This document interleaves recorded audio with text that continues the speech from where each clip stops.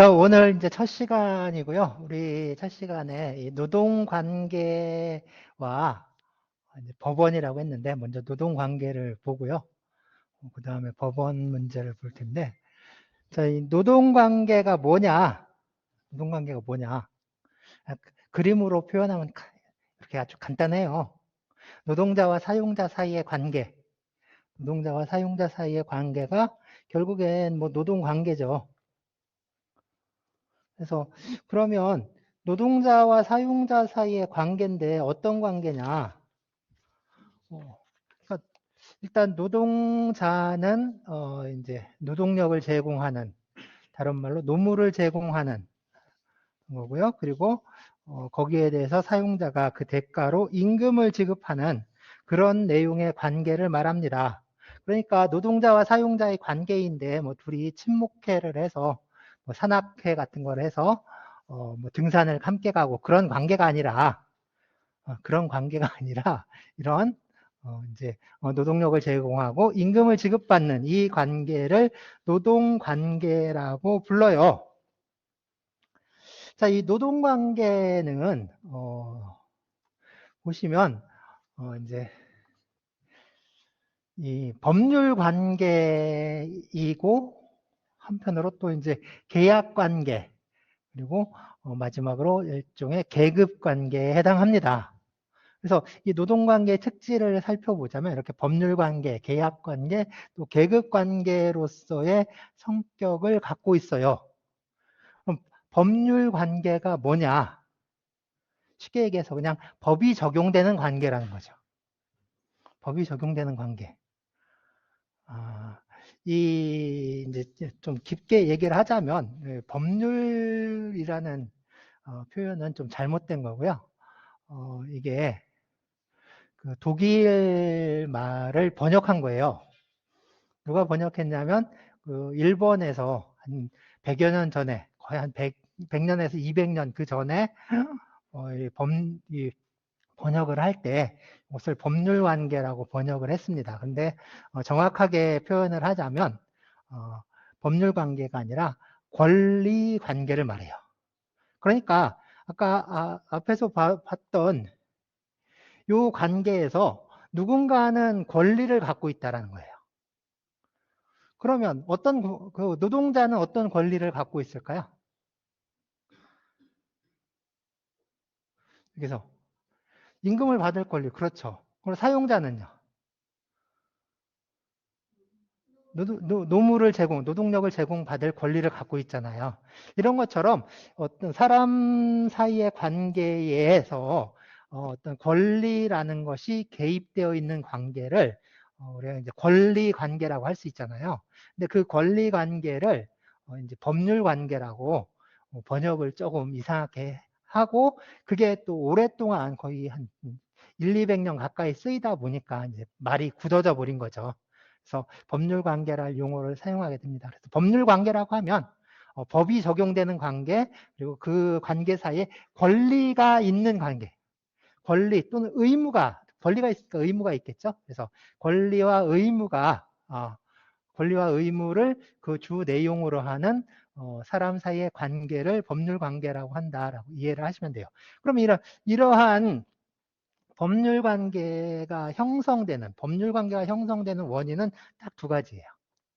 두 가지밖에 없어요. 두 가지. 하나는 앞에서 보니 두 당사자 사이에 어떤 그 의사의 합의가 있었을 때, 다른 말로 하면 그거를 계약이라고 합니다. 계약. 그러니까 계약이 있었을 때 하나, 그럼 계약이 있었을 때, 그리고 다른 또 하나는 법이 그렇게 규정하고 있을 때. 그래서 계약에 의해서 형성되는 관계를 약정이라고 표현해요. 약정. 계약에 의해서 정해진다. 약정. 그리고 법이 그렇게 하라고 했을 때는 그거는 법정이라고 해요. 법정. 그래서 약정, 법정 이렇게 얘기를 해요.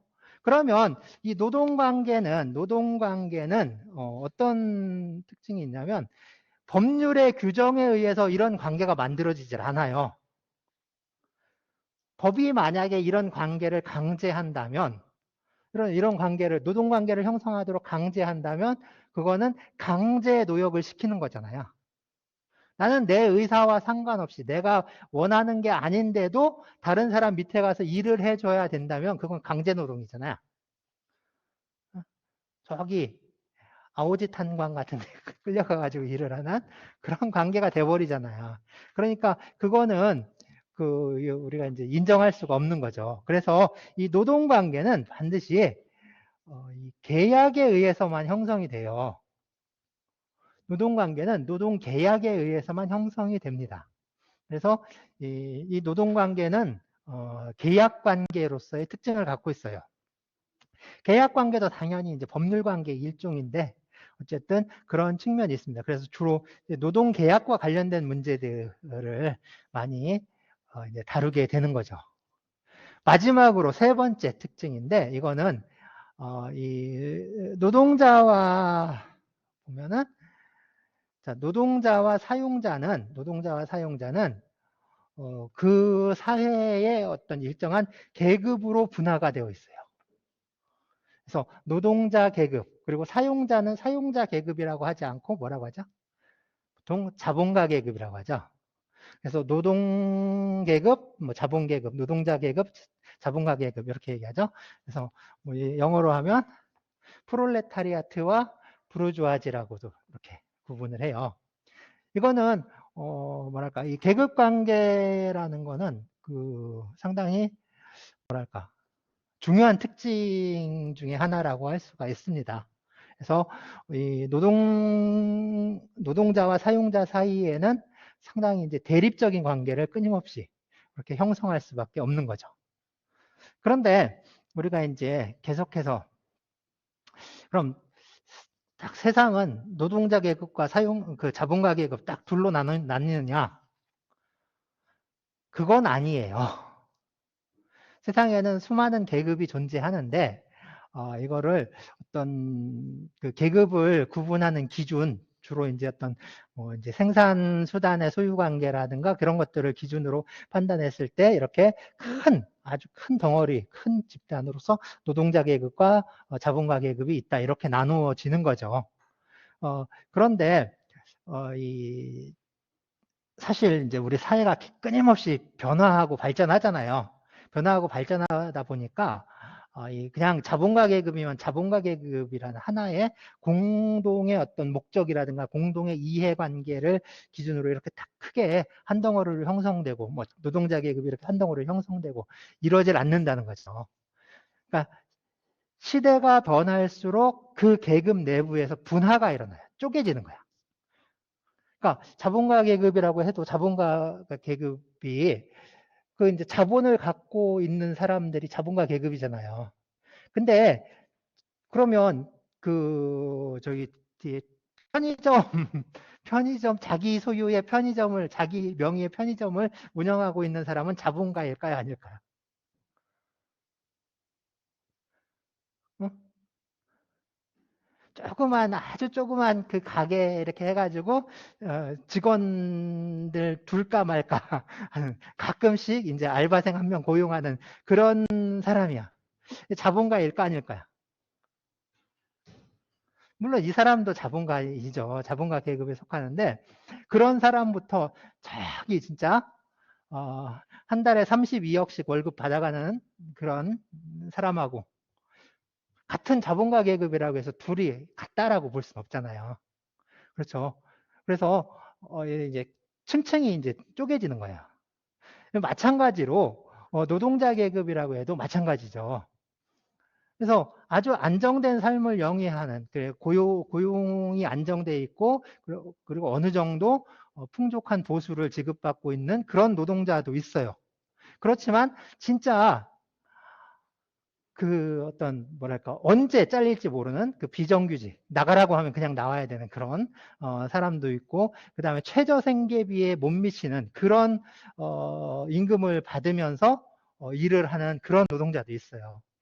그러니까 이 계급 관계라는 것이 상당히 중요한 특징이긴 하지만 그게 이제 하나의 어떤 단일한 이해관계를 갖고 있는 그런 두 집단이 있다기보다는 끊임없이 이제 그 자체로 이제 분할을 하는 거죠. 그렇지만 이게 아직은 지금 있는 이 노동자 계급과 자본가 계급이라는 그 두 축 있죠. 중요한 축을 바꿀 정도로 변화하진 않았다는 거야.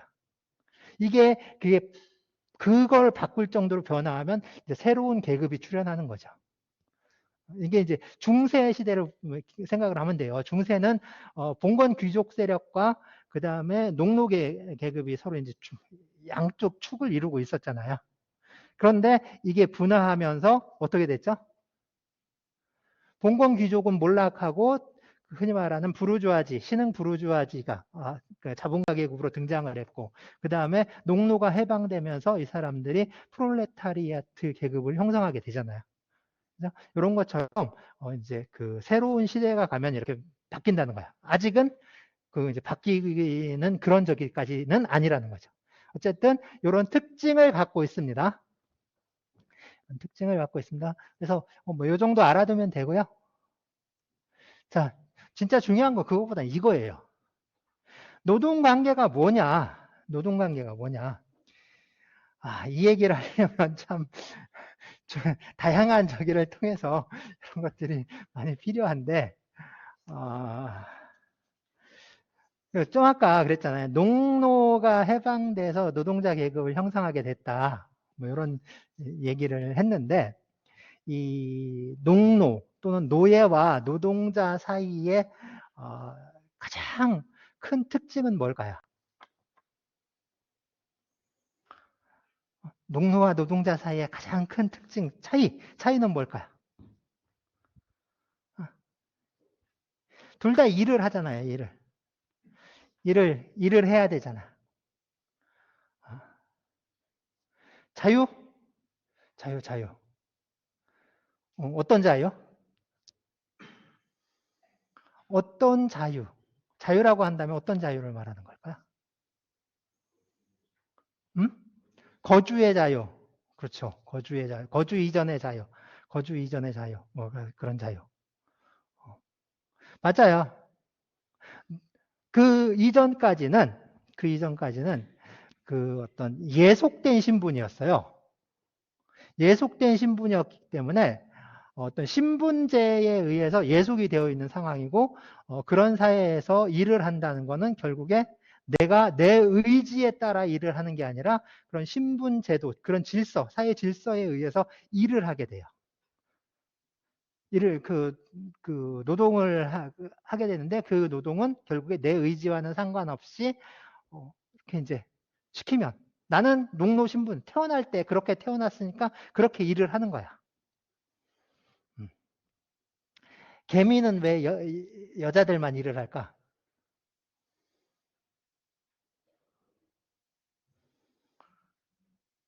그렇잖아요. 개미는 여성만 일을 하잖아요. 그거를 전에 누군가 나한테 딱 물어보는데, 난감하잖아요. 답을 하기. 조그만 꼬맹이가 물어본다고 생각을 해요. 왜 개미는 여자들만 일을 하느냐? 뭐라고 답을 해야 될때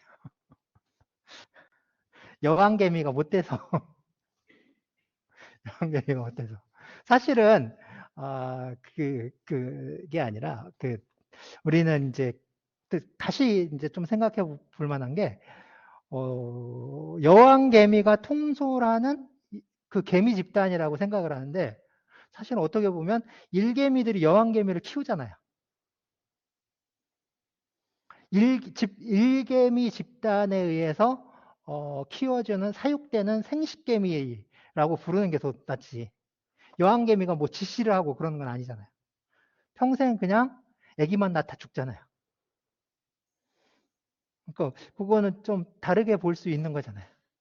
어쨌든 이런 그 동물 사회처럼 어떤 본능이라든가 그 사회를 유지하기 위한 어떤 질서라든가 이런 외적인 제도적인 측면에 의해서 일을 해야 했다라는 거예요. 그 전까지는. 그런데 그 이제 근대 시대에 들어와서 이 노동자들은 그게 아니지. 자유로운 계약에 의해서 자기 노동력을 판매하기 시작합니다. 자유로운 계약에 의해서, 자유계약에 의해서 노동력을 판매하기 시작해요. 그래서 다 누구한테 이제 그 계약을 통해서 이제 판매를 하는 거지. 그런데 생각을 해보세요. 자, 아침에 9시에 출근을 했어요. 9시에 출근을 해서 회사에 들어간 그 순간부터 나는 내 마음대로 일을 할 수가 있나요? 아니죠. 회사에서 상사가 또는 회사의 임원이, 대표가 시키는 일을 해야 하잖아요. 시키는 대로 일을 해야지.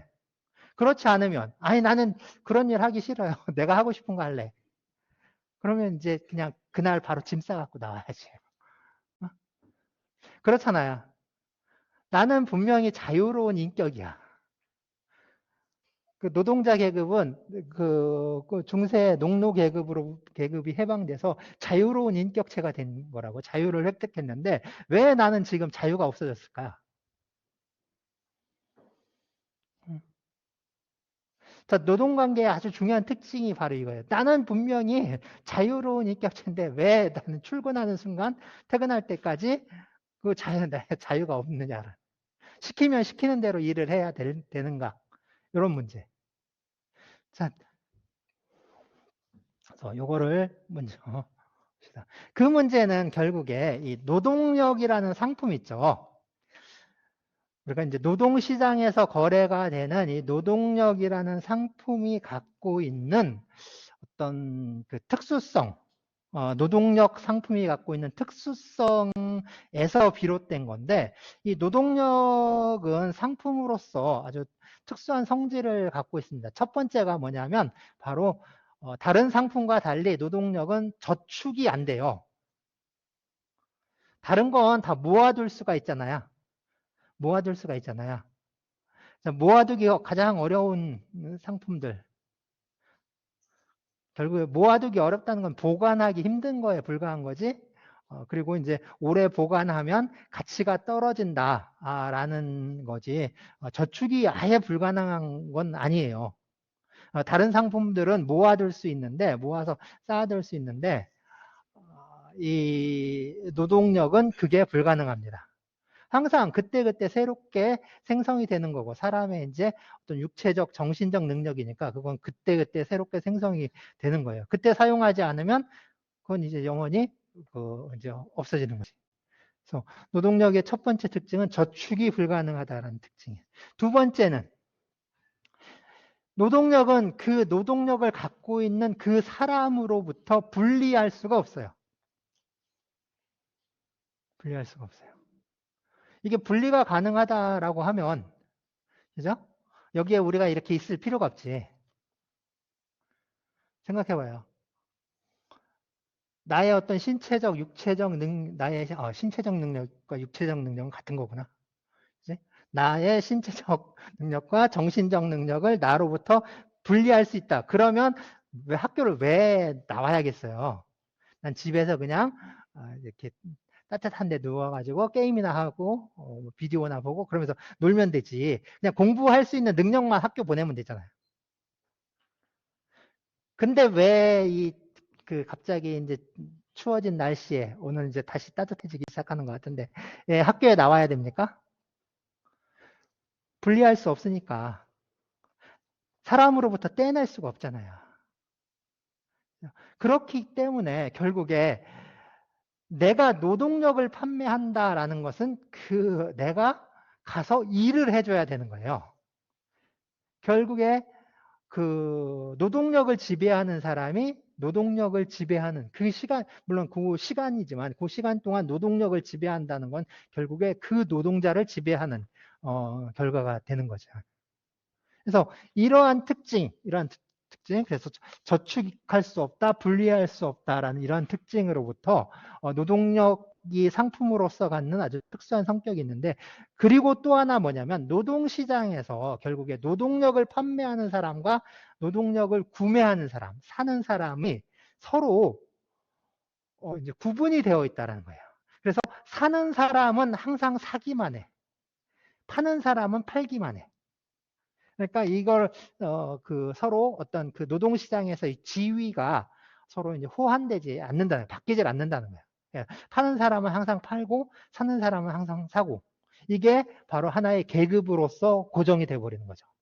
자, 이러한 특성, 이러한 특수성을 갖고 있기 때문에 결국에 이 노동관계가 갖는 거는, 즉,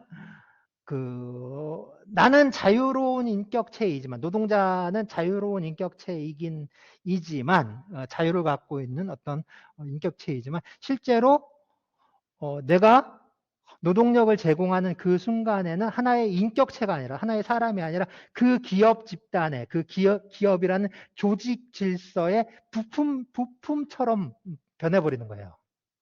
그러니까 나는 하나의 인격체가 아니라 그냥 뭐 일하는 기계 뭐 이렇게 변해버리는 거지. 그래서 그러한 성질을 노동의 종속성이라고 합니다. 노동의 종속성. 그러니까 다른 말로는 종속 노동이라고 해요. 종속 노동이라고 하고, 요거를 결국에 자유노동에 이제 대비되는, 자유노동은 그런 거지. 그냥 이제 시골에서 내가 농사를 짓는다라고 생각하면, 내가 콩을 심고 싶으면 오늘 가서 콩 심고, 감자 심고 싶으면 감자 심고, 그냥 아침에 나가려고 하는데 비 와서 아예 오늘은 그냥 쉬어야겠다면 그냥 쉴 수 있고, 누가 찾아와서 저 장에 가서 막걸리나 한잔 하자고 하면 그냥 같이 장에 갈 수 있고, 그런 형태의 노동이 아니잖아요. 그죠? 물론 이제 그 회사에서도 조금 상당히 지위가 올라가면 조금 그럴 수 있죠. 점심 먹으러 가서 그냥 사우나 가서 한 3시간 계기다 들어와도 들어와서 일 잘하는 거요? 한마디 그냥 큰소리 하고, 오늘 못 끝낸 사람은 야근하고 이럴 수 있는 거고, 물론 이제 그런 사람들도 있지만 결국에 그런 사람들은 노동자라기보다는 사용자죠. 그래서 이제 그런 경우들이 있긴 한데, 어쨌든 그렇습니다. 노동자는 그 노동의 특징은 이 종속 노동의 특징을 보여요. 그렇다 보니까 이 노동관계라든가 어떤 노동관계를 규율하는 게 노동법인데, 노동법은 이제 좀 다른 법 체계와 다른 특성을 갖게 돼요. 주로 이제 이게 우리가 이제 법 체계를 나눌 때 공법과 사법으로 나누거든요.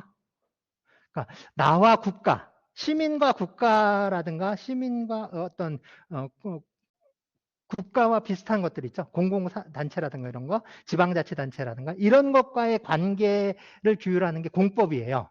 주로. 그렇지만 이제 시민과 시민 사이의 관계를 규율하는 게 사법이에요. 사법. 사법의 대표적인 건 결국에 시민법입니다. 시빌로. 줄이면 민법이에요. 민법이 있고 시민법이 있고 한 게 아니라 시민법이 민법이야. 그게 그 법의 역사에서 가장 오래된 법이 이제 시민법이에요. 시빌로. 로마 시민법에서부터 시작하니까. 그래서 거기서부터 쭉 내려온 건데, 어쨌든 이 시민법, 그래서 시민법, 민법. 제 전공이 시민법이에요. 제 전공이 시민법이에요. 그래서 시민법에서 다른 법들이 계속 발전해 나간 거예요. 그래서 이제 이렇게 민법 하는 사람 중에 어쩔 수 없이 이제 막 노동법도 해야 되고 그런 저기도 있는데, 어쨌든 그래요. 자, 그럼 노동법은 뭐냐? 노동법은 원래는 이제 그 노동관계 역시 민사관계예요. 어떤 시민 간의 관계잖아요. 사용자가 국가는 아니잖아. 물론 국가가 사용자가 될 수도 있어요.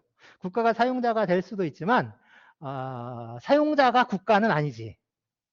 그러니까 이제 노동자와 사용자 사이의 관계는 시민과 시민의 관계죠. 그러니까 원칙적으로 여기에는 시민법이 적용됐습니다. 시민법을 적용을 하다 보니까 뭔가 좀 불합리한 거야. 그러니까 한쪽이 손해를 보는 거죠. 그러니까 둘이 이렇게 있는데 그 시민법을 적용하니까, 시민법은 뭐냐면 두 사람은 대등한 당사자예요. 자유롭고 대등한 두 사람의 당사자를 똑같은 위치에 놓고서 이제 법이 적용되는 거야. 근데 이게 딱 보니까 기울어져 있잖아. 종속 노동이라고 했잖아요. 그러니까 기울어진 관계지. 한쪽이 좀 밑지는 관계잖아요, 지금. 그러니까 여기다 두 사람 동일한 위치에 있는 걸 가정하고 적용되는 법 체계를 적용하니까 한쪽 편을 들어주게 돼버리는 거죠. 한쪽에겐 너무 유리한 거예요. 예를 들어서 시민법 원리의 가장 대표적인 원칙, 시민법의 가장 대표적인 원리랄까 이런 것들이 계약 자유의 원칙이에요. 계약 자유의 원칙. 그러니까 두 사람의 어떤 자유로운 의사에 의해서 계약을 했다면 거기에 대해서 국가라든가 법은 개입하지 않겠다. 너네끼리 정한 거니까 너네끼리 알아서 해. 그래서 이 친구가 아주 돈이 급해. 지금 당장 어디 저기 그러면 이제 1시간에 지금 9천, 그러니까 10,000원이라고 칩시다. 계산하기 복잡하게 자꾸 9천 얼마 찔끔찔끔 올리는데 최저임금 그냥 10,000원 이렇게 올리고 그러지. 10,000원이라고 쳐요. 10,000원 1시간. 1시간 10,000원인데 그래서 1시간에 10,000원 이상은 줘야 되는데 상황이 내가 너무 급해. 그러니까 내가 1시간에 한 3,000원 줄 테니까 일해볼 켜? 3,000원이라도 어디야? 3,000원이라도 어디야? 어떻게 3,000원이라도 그냥 일을 해야죠. 그래서 1시간에 3,000원씩 받고 일을 하는 거예요. 그러면은 그 1시간에 10,000원씩 주라고 했는데 두 사람이 서로 자유로운 의사에 따라 3,000원으로 결정해서 일을 하기로 했다고. 그러니까 그거를 존중해 줘야 되느냐. 계약 자유의 원칙에 의해서 그걸 존중해 줘야 되느냐. 아니면 그런 걸 좀 어떻게 이제 좀 그건 너무 불공평하잖아. 그러니까 좀 바꿔야 되겠어. 라고 해야 되느냐. 이런 문제들이 생기잖아요. 그렇죠? 그래서 이 노동법이라든가 노동관계라든가 노동법 그다음에 이제 그 다양한 현대적인 법률 관계에서는 원래 이제 대등한 지위를 서로 대등한 위치를 전제로 했던 그런 시민법 원리들을 좀씩 고치기 시작해요. 계약 자유의 원칙을 좀 제한을 하는 거야. 야, 아무리 자유라고 하더라도 1시간에 10,000원 이상은 줘. 그 밑으로 한 건 다 무용. 뭐 그런 식으로 이렇게 이제 계약 자유의 원칙을 좀 이제 수정을 하게 됩니다. 그게 이제 어떤 노동법의 특수성이라고 할 수가 있어요. 이제 이런 거죠. 그죠? 그래서 이제 시민법 원리를 수정을 하게 돼요. 근데 아주 중요한 게 있는데 그거 이제 꼭 생각을 해야 되는 그게 뭐냐면 이 노동법이라는 건요. 자본주의 법 질서, 그러니까 또 자본주의 경제 질서를 바탕으로 합니다. 그러니까 그 노동법은 자본주의 그 자체를 어떤 변혁시키려는 그거를 뭐 이제 바꾸려고 하는 그런 체계는 아니에요. 그러니까 이게 우리가 어떤 노동법도 그렇고 노동법, 노동조합 운동, 노동운동 그 자체가 사실은 자본주의 시스템 자체를 어떤 변화시키는 그거를 뒤집어 엎으려는 그런 운동이라든가 체계는 아니라는 거지. 항상 그 전제 자체가 어떤 자본주의 시스템을 바탕으로 해서 설계가 됐어요. 거기서 더 나가는 거는 노동법이 아니라 뭐예요? 그거는 혁명의 법이지. 그렇죠? 그건 이제 더 나가는 건 노동운동이 아니라 그건 혁명운동이라고 해요. 이렇게 이제 말을 할 수가 있습니다. 자, 이제 노동법 아주 최근의 이슈, 지금 문제가 되는 것 잠깐 보고 갑시다. 이렇게 이제 그 최근에 이슈가 되는 게 계속해서 그 근로기준법을 통해서 노동시간을 개정하려고 하는데, 우리 노동시간은 원칙적으로 지금 노동시간은 법이 정한 시간은 40시간이에요. 일주 40시간. 왜 자꾸 52시간 얘기를 하는지 모르겠는데, 일주 40시간입니다. 하루 8시간이고. 하루 8시간, 일주 40시간. 그런데 뭐 52시간 얘기가 막 나오더니 요새는 뭐 69시간 얘기가 나오고 그러는데 우리나라가 OECD에 언제 가입했죠? 꽤 됐죠? OECD 가입한 지 상당히 오래됐어요. 이게 이제 OECD 그 이제 통계를 조금 뽑은 건데, 뭐 그 이전 것도 있는데, 이전 건 사실 의미가 없고, 그래서 이렇게 뽑아놨는데, 보시면은 이제, 2011년, 그 다음에 2013년, 2021년 기준 이렇게 뽑았어요. 자, 우리 이제 이게 언제죠? 2011년 기준이에요. 그래서, 여기부터 봐야지. 노동시간. 연평균 노동시간의 1등이 우리나라예요. 아, 이런. 그죠? 그 다음에 2등이 칠레. 이런 식으로 쭉 올라가요. 중요한 나라들만 뽑아놓은 거예요. 1등. 1등이야, 1등. 노동시간 1등이에요, 1등. 근데 노동 생산성은 웃기는 게 그렇게 일을 잔뜩 시켰는데 노동 생산성은 여기 있어요, 여기. 노동 생산성이 이렇게 떨어져. 그럼 노동 생산성이 떨어지는 거는 노동자들이 일 시간은 많은데 일을 열심히 안 한 거냐? 그건 아니에요. 이것이 의미하는 바는 뭐냐면 우리나라의 어떤 부 있죠. 계속 부를 생산하고 부를 축적하는 구조가 어떤 그 노동을 통해서 이루어지지 않고 결국엔 그거죠. 돈 있는 놈이 돈을 번다고 하잖아요. 부동산 투기하고 저기 뭐 주식 뭐 이런 데서 돈을 벌잖아. 그 비율이 엄청나게 많다는 거예요. 그 비율이 높다는. 즉 노동자들이 일을 해서 가치를 생산하고 그게 사회를 굴리는데 그것들이 그러니까 그런 어떤 그 금융의 형태로 분배가 돼 버리는 거지.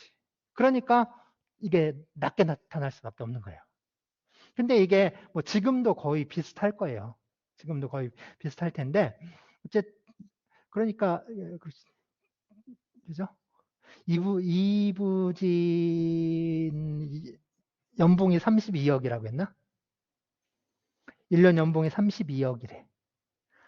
아, 예, 우리나라에 아직 1년 연봉이 320만 원인 사람도 있는데. 어쨌든 뭐 일을 그럼 더 많이 하느냐? 글쎄요, 그건 아닌 것 같아요. 저기를 보면 돼. 그렇게 많이 받는 사람들이 그러면 어떤 세금이라든가 세금은 물론 이제 그건 그대로 잡히니까 거기서 그대로 내겠죠. 근데 보면 사회보험료들 있잖아요. 건강보험료 이런 거 건강보험료는 얼마를 내느냐 이런 것들인데 사실 그런 게 잘 안 밝혀지는데 건강보험 뭐 이런 거 보면 김건희 건강보험은 9만 원이라고 했나? 뭐 이제 좀 그런 문제들이 있죠. 자, 요건 2013년 기준입니다. 2013년. 멕시코가 이제 들어왔어요. 멕시코가 들어와서 우리나라가 2등이 된 거야. 전 세계 노동시간 2등이 된 거야. 멕시코 때문에 2등이 됐어, 2등. 우리가 맨날 이제 얘기를 하면 일본 또 없는데 프랑스, 독일 뭐 이런 데 비교를 하게 되는데 이제 노동법 하다 보면은 미국보다는 주로 이제 그 프랑스나 독일, 영국 뭐 이런 쪽을 많이 살펴보게 되는데 여기 있어요, 여기. 일본, 뭐 독일 뭐 이렇게. 우리나라는 여기 있어요, 여기. 응? 자, 그러면 그 다음에 가장 최근 거 드디어 5등 했습니다. 5등. 자, 이제 이게 안 좋은 순위니까 뭐 이제 드디어 5등을 하게 됐는데 이게 좀 저기한 게 뭐냐면 코스타리카하고 콜롬비아가 OECD에 새로 가입을 해서 그런 거예요. 그러니까 코스타리카와 콜롬비아가 저 남미 쪽이 노동시간이 길어요. 남미 쪽이. 그러니까 그 나라들이 새롭게 OECD에 가입을 하니까 우리나라가 등수가 이제 올라가기 시작한 거예요. 뭐 실질적으로 조금 이게 이제 줄인 측면도 있긴 있어요. 계속해서 이제 줄이려고 노력을 했던 측면이 있어가지고 이 정도 있는데 어쨌든 뭐 우리 줄인다고 다른 데도 있는 게 아니라 다른 데도 다 이렇게 줄이잖아요. 계속. 그죠? 그래서 이런 저기가 있습니다. 자, 그러면 우리 이제 그렇잖아요. 뭐 글로벌 스탠다드에 맞게 이제 노동 시간을 정리해야 된다. 그러면 줄이는 게 맞아요? 아니면 늘리는 게 맞아요? 여러분들이 생각해 보세요. 글로벌 스탠다드는 노동 시간을 늘리는 거야, 줄이는 거야? 이게 주 4일제 얘기가 나온 게 벌써 한 10년 전인 것 같은데, 주 4일제면 노동 시간은 32시간이 되어야 되는데, 지금 노동 시간 40시간이 왜 52시간이 되고 60시간이 넘어가 되는지는 모르겠어요. 여러분들이 판단해 보세요. 그리고 요거는 또 알려드릴게요. 요건 여러분들이 좀 심각하게 이렇게 요거 이제 살펴볼 필요가 있어요. 우리 이제 앞으로 이제 다루게 될 그 뭐 PBL 수업 주제 이런 것들과 또 관련이 있는 문제인데 자꾸 이제 건폭 얘기를 해요. 건폭, 건폭.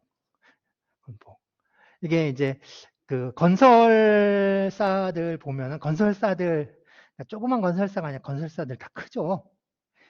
대기업 중에 대기업이야. 재벌 그룹들이라고 다 현대니 뭐 LG니 삼성이 뭐 이런 대우니 뭐 이런데 쭉. 그래서 특히 이제 그 아파트 짓는데 작은 것들은 다 나가 떨어지잖아요. 작은 거 나가 떨어지면 큰 데서 그것까지 흡수해서 먹는 거라. 사실 건설사들 그 진짜 공룡이야. 아주 그 대자본인데 건설사들이 만약 아파트를 짓는다, 아파트 대단지 해가지고 아파트를 딱 짓는다 하면은 그 자기네들이 짓는 게 아니거든. 다 하청을 줘요. 하청을 준다고. 조금만 이제 하청을 주고 그 하청에서 또 하청을 주고 하청을 주고 계속해서 이제 하청을 주는 그런 구조예요.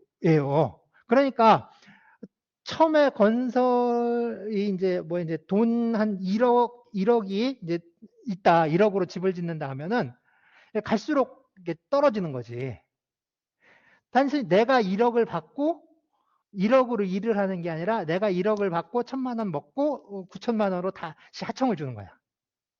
이런 식으로 계속해서 내려가는 그런. 그러니까 이 구조 속에서는 부실공사가 없을래야 없을 수가 없는 거예요. 그죠? 위에서 다 뜯어먹고 진짜 쥐꼬리만큼 주고 지으라는데 그럼 어디서 이윤을 챙겨야 돼? 그러니까 철근 뭐 한 이만한 거, 한 5mm짜리 쓸 거를 한 3mm짜리로 줄이고 뭐 이런 식으로. 5mm, 3mm 너무 작구나. 어쨌든 그래서 뭐 이제 그런 식으로 철근 5개 박을 거 한 3개만 박고 이런 식으로 줄이고 그 다음에 또 대표적인 게 이거 자재를 이렇게 빼돌리는 거 말고 또 그리고 이제 또 문제가 뭐였냐면은 그 모래 있잖아요. 모래가 필수예요. 그러니까 콘크리트에 모래가 반드시 필요하잖아요. 시멘트랑 모래랑 섞어야 되는데 모래가 이게 이제 강에서 퍼온 모래를 써야 돼. 근데 그걸 바다에서 퍼온 거야. 바다에서 퍼오니까 소금기가 들어있잖아요. 그래가지고 이게 무너져 버린다고. 쉽게. 그래서 건물이 붕괴되는 사고가 계속 일어났었던 거예요. 저기 청주의 그 와우 아파트인가? 무슨 아파트가 그냥 무너져 버리고, 그 다음에 삼풍백화점 무너진 거 알죠? 그 성수대교 무너지고, 그랬다고 계속. 그러니까 이제 제한을 할 수밖에 없죠. 하청이라든가 이런 것들 제한을 가하고 그랬는데, 이게 그 90년대 말에 IMF가 터지면서 이제 좀씩 또 그 저기가 있었어요. 그러니까 너무 옥죄이면 경제가 안 돌아간다고 풀어준 거야. 그리고 사실상 선거가 많잖아요. 우리가 대통령 선거, 국회의원 선거, 또 뭐 있죠? 대통령, 국회의원, 지방 자치제 선거, 뭐 이런 거 있으니까, 이게 번갈아 가면서 있으니까, 결국에 뭐냐면은 제일 저기 한 게, 얘네들이에요. 건설. 토건 자본. 실질적으로 그 한국을 움직이는 가장 중요한, 그 밑에서 움직이는 중요한 뭐랄까 자본이랄까 이게 이쪽이에요, 이쪽. 토건 등한 이제 그죠? 이제 시멘트 붓고 이런 저기 하는 그런 저기들인데 대표적인 어쨌든 그 이윤을 남기기 위해서 대표적인 게 뭐냐면 공기를 단축하는 거예요. 공사 기간을 단축하는 거야. 근데 이게 상당히 위험해요. 예를 들어서 우리가 이제 그 집을 지을 때 벽돌을 쌓잖아요. 벽돌을 쌓는데 하루에 벽돌을 이렇게 쌓을 수 있는 그 범위 그게 정해져 있어요. 그 이상 쌓을 수가 없어. 쌓을 수가 없어. 그러면 그걸 누가 감독하는 것도 아닌데 그냥 조금 더 쌓으면 되지. 그러니까 이제 그거를 감독하는 그 뭐 감리하는 그 기관들이 있는 거야. 못하도록. 근데 그냥 서로 돈 주고 돈 찔러주고 뭐 하면서 눈 감아주면 이제 몇 층씩 더 올리는 거지. 그러면은 몇 층씩 더 올리면 공사 기간이 짧아지니까 그만큼 돈이 남는 거예요. 돈이 남는 거야. 자, 그래서 뭐냐면 지금 이제 공사를 하려면 막 그 고층 빌딩을 져야 되니까 크레인은 필수적인 장비예요. 크레인은 필수적인 장비인데 그 크레인 기사들은 건설사에서 고용을 해서 일을 시키는 거야. 그래야 되는 거야. 근데 그렇게 하질 않아요. 전부 하청을 주는 거야. 즉 크레인 기사들을 고용해서 그 일을 시키는 게 아니라 그냥 하청을 줘요. 하청을 주면 크레인 기사들이 크레인을 임대를 해서 거기서 이제 일을 하는 거예요. 그런데 고용을 해서 일을 시키면 임금과 그리고 만약에 잔업이라든가 특근이라든가 뭐 시간에 노동을 시키게 되면 거기에 대한 수당을 지급해야 되죠. 그죠? 자, 초과근무를 하게 되면 초과근무 수당을 지급을 해야 돼요. 그런데 이 사람들은 지금 그 고용된 사람들이 아니라 도급이야. 도급 노동자들. 하청이라고 하청. 근데 하청이니까 일시불 계약 대금으로 얼마를 주겠다. 그래서 이번 공사에 대해서 계약 대금으로 1,000만 원을 주겠다 하면 거기서 딱 끝난 거야. 계약 대금 딱 끝나요. 그리고 이제 이 사람들은 그 계약 그 이제 정해져 있는 그 저기에 따라서 일을 하면 돼. 근데 건설사에서 이윤을 더 남기려면 공기를 단축해야 되잖아. 공기를 단축하기 위해서는 필수적으로 초과 근무를 시켜야 돼. 시간의 노동이 필요하다고. 근데 시간의 노동을 시켜야 되는데 어떻게 시키겠어요? 당연히 노동자들이 초과 근무 수당을 지급하는 것처럼 이 사람들에게도 무언가 수당을 더 줘야 되죠. 그죠? 더 줘야 되죠. 그게 그 문제가 되는 그게 원예비예요. 원예비라는 거. 그러니까 시간에 근무를 하게 됐을 때, 그 다음에 또 이제 어떤 위험 작업을 하게 됐을 때, 거기에 따르는 수당으로 건설사들이 지급을 했던 게 원예비라고. 원예비. 그러니까 일종의 이제 이번에 광주 고등법원 판결에서 이 원래비는 크레인 기사들이 받는 원래비는 임금이라는 판결이 나왔어요. 그러니까 그런 문제들이 있습니다. 이 문제는 좀 많이 생각을 해 봐야 될 문제예요. 자, 그럼 이제 봅시다. 다시. 자, 우리가 이제 노동법에 대해서 보는 거니까, 노동법이 뭐냐? 노동법이란 결국에 이 노동관계를 규율하는 뭐 규범 체계이다. 라고 이렇게 얘기를 합니다. 뭐지? 이건 그렇구나 하고 넘어가는. 노동관계에 대해서 적용되는 법이 노동법이라는 거죠. 노동관계에 적용되는 법이 노동법이다라고 보시면 되고요. 문제는 이제 우리 이제 법원의 문제, 법원. 보통 이제 법원이라고 하면 법원 간다라고 하면 그 이제 재판을 받는 데를 말하잖아요. 재판 받는데 코트. 그 법원은 한자가 달라요. 원자가. 그럼 코트야. 이거는 그 법원이 아니라 이건 소스를 말해요. 법의 소스. 법의 소스를 말해요. 자, 그래서 법원이 뭐냐? 법의 연원의 줄임말이에요. 법의 연원의 줄임말. 법의 연원을 줄여서 법원이라고 합니다. 보통 요새 줄이면 그냥 앞글자를 따잖아요. 법연 이렇게 하지 않고 법원이라고 했어요. 그렇죠? 자, 법의 연원의 줄임말로서 법의 존재 형식 또는 법의 인식 근거를 말합니다. 무슨 말인지 솔직히 모르겠죠? 이거 이해를 하는 사람은 없어요. 이거 이해하려면 10년 이상 공부를 하면 그때 이해가 돼요. 그럼 그전에는 그냥 외우는 거예요. 다, 누구나 다 그냥 외우고 말아야. 이거 언제 이해를 해? 그냥 몇 줄 안 되니까 그냥 외워버리는 거지. 그래서 법원이란 법의 연원의 줄임말로 법의 존재 형식 또는 인식 근거를 말한다. 라고 그냥 탁 외우고 끝났어요. 물론 여러분들은 뭐 굳이 외울 필요까지는 없습니다. 자, 법원이에요. 이게 뭐냐면, 우리 이제 저기가 있잖아요. 뭐냐면, 법이 왜 필요하냐? 법이 왜 필요하냐? 라는 건데, 법은 두 가지 기능을 해요. 그러니까 두 가지 역할을 해요. 하나는 사람들이 사회생활을 하면서 어떻게 행동해라. 그러니까 뭐 좀 착하게 살아라, 뭐 하라 이런 식으로 이제 그 사람들이 행동을 할 때, 행위를 할 때 따라야 하는 그런 모델이 되는 거죠.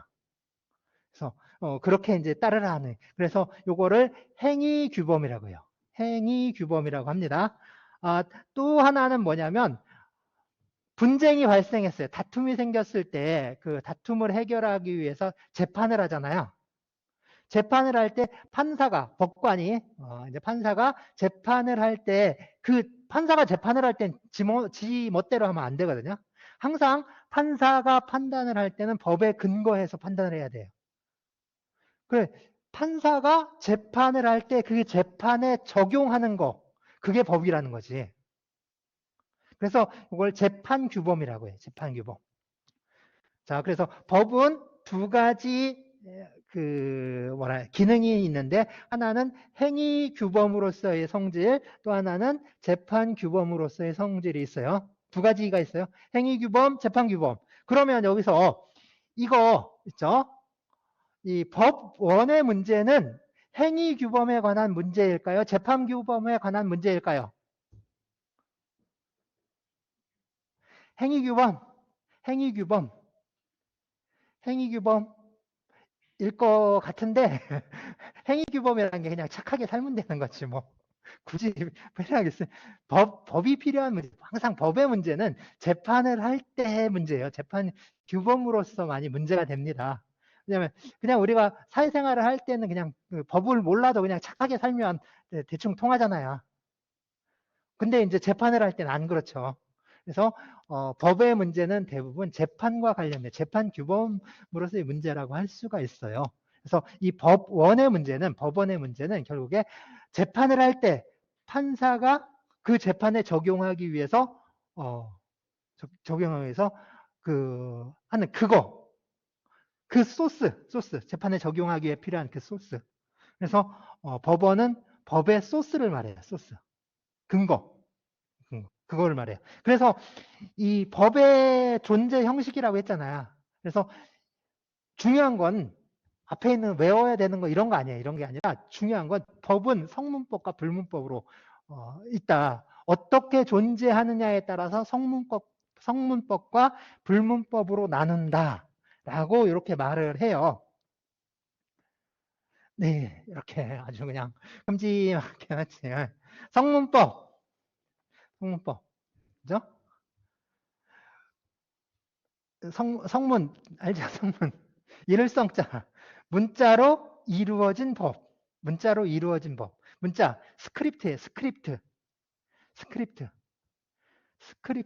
문자로 되어 있는 법. 그럼 불문법은 성문법이 아닌 거. 문자로 이루어지지 않은 법인데 그냥 말뜻은 그런 거예요. 말뜻이 그런 거지 실제 문자냐 아니냐 이건 중요하지 않아요. 전혀 중요한 게 아니고 진짜 중요한 건 뭐냐면 문자냐 아니냐가 아니라 성문법은 법을 만들 수 있는 그 이제 기관, 그걸 입법기관이라고 해요. 법을 만드는 거니까 입법기관, 또 입법자라고 하는데, 입법기관, 입법자가 의도적으로 만든 법이에요.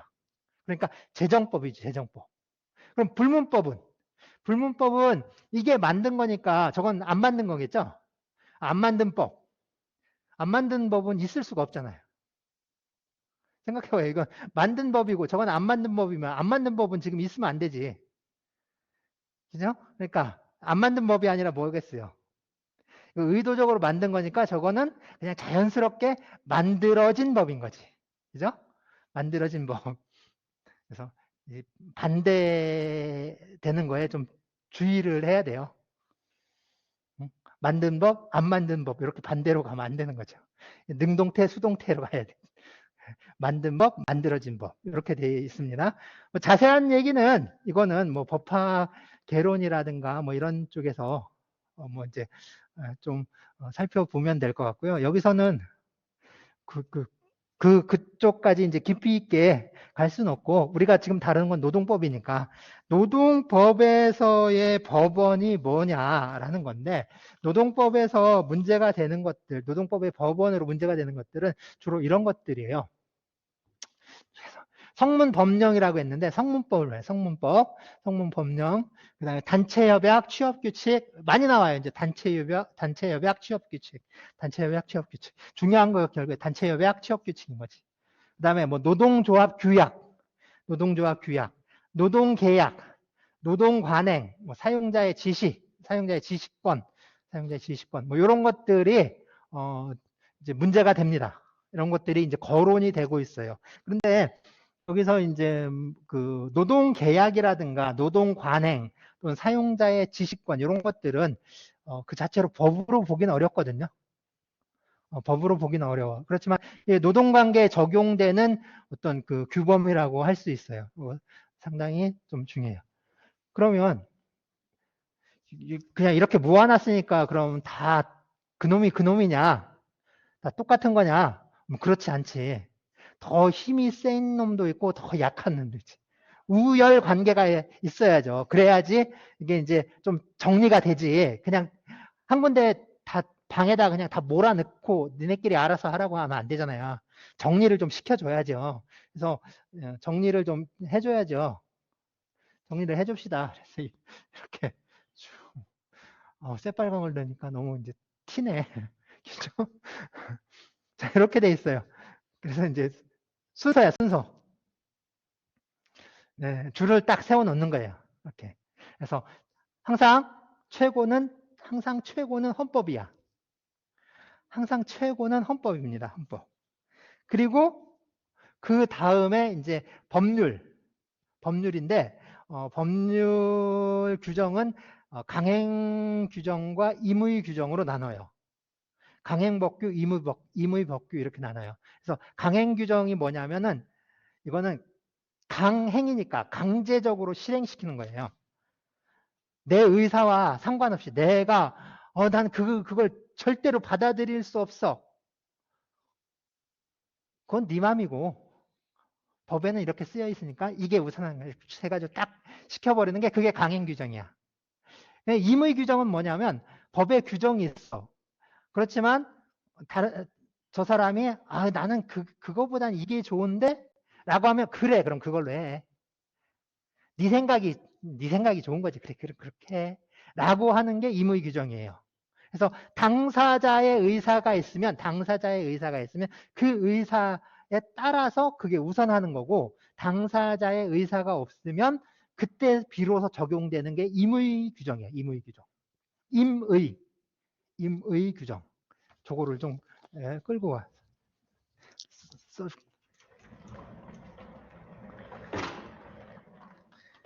그래서 임의 규정은 맡길 임자예요. 맡긴다. 누구한테? 그 다음에 의자, 뜻의자. 임의 규정. 그러니까 당사자의 의사에 맡겨져 있다라는 뜻이에요. 임의 규정. 그래서 이런 것들, 그래서 임의 규정이 있고, 임의 규정에 대해서 당사자의 의사를 완전히 무시하고 무조건 법에서 정한 대로 하는 거, 그게 강행 규정이야. 강제적으로 실행하는 이렇게 강행 규정. 강행 규정. 이제 떨어질 것 같은데.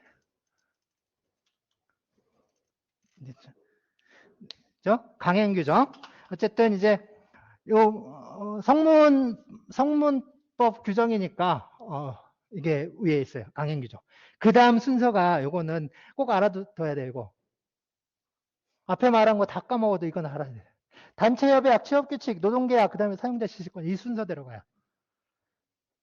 자, 단체협약, 취업규칙, 노동계약, 사용자 지시권, 이 순서대로 가요. 단체협약이 항상 우선해요. 취업규칙보다 단체협약이 우선해요. 그 다음에 노동계약은 더 후순위예요. 사용자 지시권은 어떤 사실은 규범이라기보다는 이건 사용자가 일방적으로 지시하는 사용자의 의사에 불과한 거죠. 그러니까 마지막에는 사용자의 의사에 따른다라는 의미에 불과해요.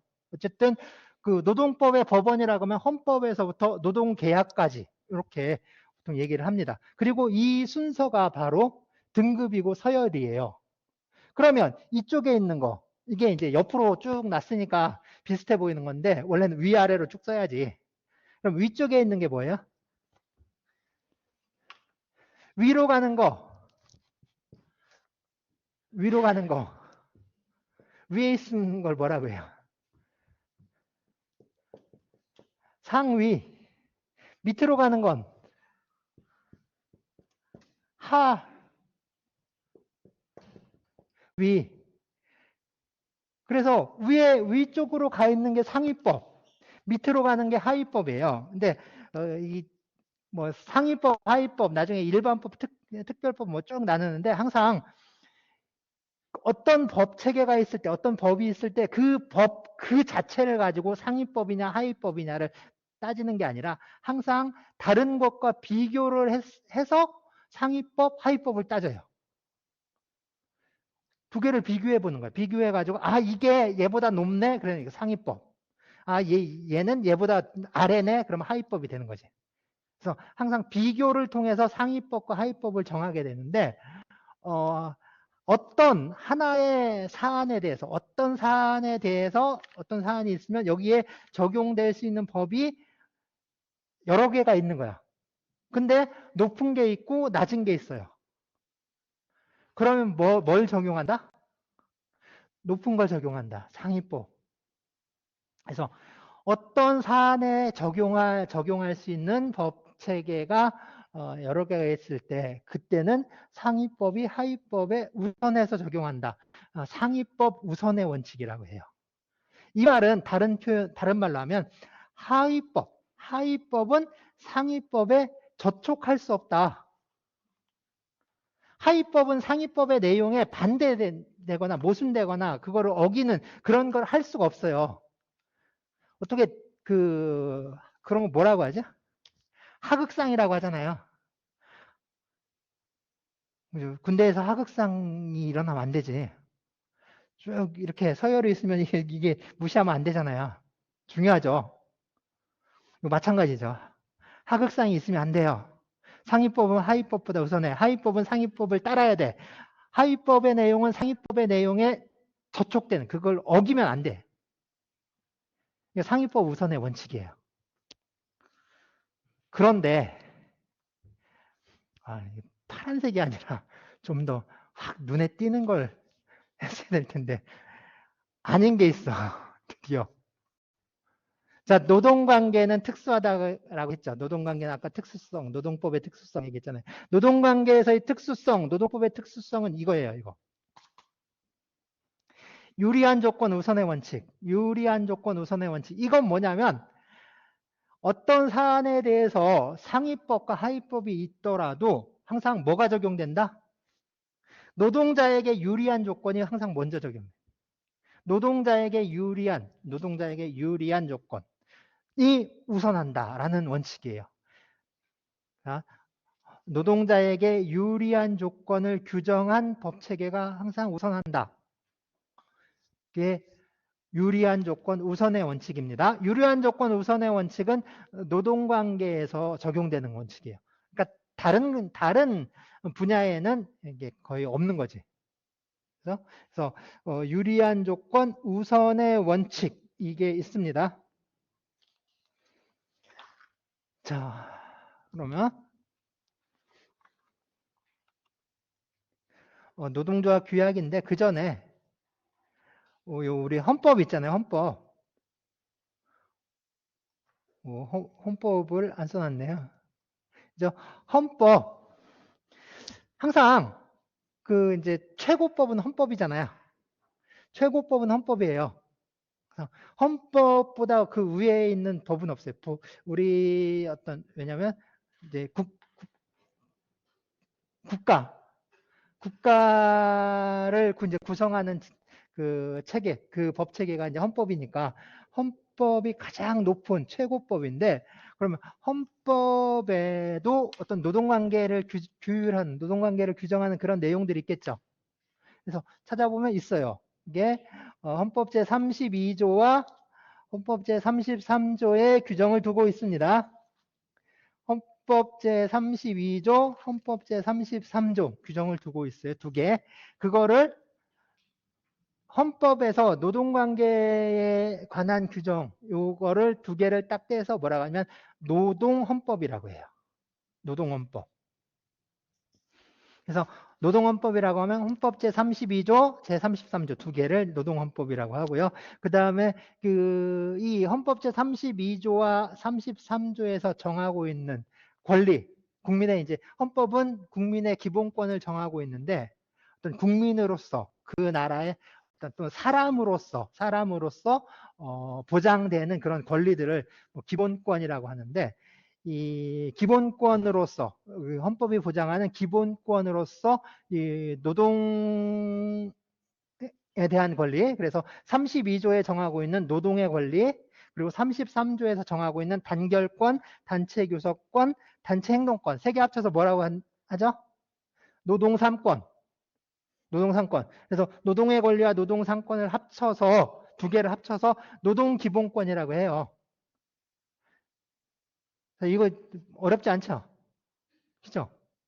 자, 노동관계를 규율하는 노동관계에 관한 헌법 규정을 노동헌법이라고 합니다. 헌법 제32조, 33조 그리고 헌법 제32조의 노동의 권리와 헌법 제33조의 노동 3권 이 두 개를 합쳐서 노동기본권이라고 해요. 노동기본권. 헌법이 보장하는 노동에 관한 권리라는 뜻이에요. 노동기본권. 자, 이렇게 이제 그게 헌법에 있고요. 그 밑에 10조, 11조, 12조 쭉 적어 놓은 거는 이제 우리가 이제 관련된 어떤 노동 기본권과 이제 하면서 이제 좀 관련이 있을 법한 그런 것들이니까요. 나중에 나올 때 이렇게 봐도 되고 그리고 그냥 한 번씩 읽어봐도 되고 좋은 거예요. 그래서 모든 국민은 인간으로서의 존엄과 가치를 가지며 행복을 추구할 권리를 가진다. 뭐 이런 것들 있잖아요. 쭉 해서 있습니다. 자 이제 그러면 여기요. 노동조합 규약이 있는데 노동조합 규약은 당연히 노동조합이 노동조합의 운영을 위해서 만든 어떤 그 법규예요.